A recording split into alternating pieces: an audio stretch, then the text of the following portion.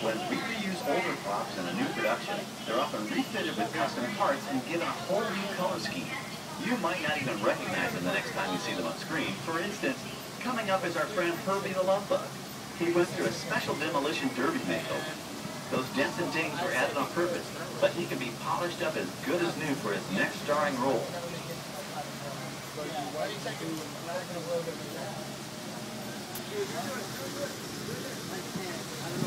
On our right, we now have a very different view of the fishing village set. From this point of view, you can see that there is no inside of the building. They are just false fronts or facades. In the movie business, set builders only create what the camera has to see. It's an old movie trick dating all the way back to the silent era. To add to the sense of realism and avoid the cost of set building, many of today's television shows and movies film on location in cities and towns across the U.S.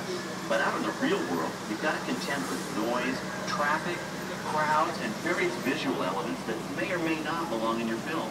Here on the Backlot, we can avoid these problems because we created our very own flexible urban environment. Our Streets of America facades can stand in for a small town or a giant metropolis. As we come around the last corner on our route, you'll see the skyline of New York City in the distance. It's really a series of painted flats, expertly designed to fool the eye and the camera. We can dress and decorate these streets to look like any city we want, from Chicago to San Francisco. Depending on the choice of vehicles, props, and costumes, we can even turn back the clock and set our story in a different time. And what's more, these sets are built with Florida weather in mind. They're made to withstand 100-mile-an-hour winds. You're welcome to visit our Streets of America anytime during your visit today and get an up-close look at the skills of our set designers and builders. We've just about reached the end of our tour. Our final stop is the American Film Institute Showcase, where you can see the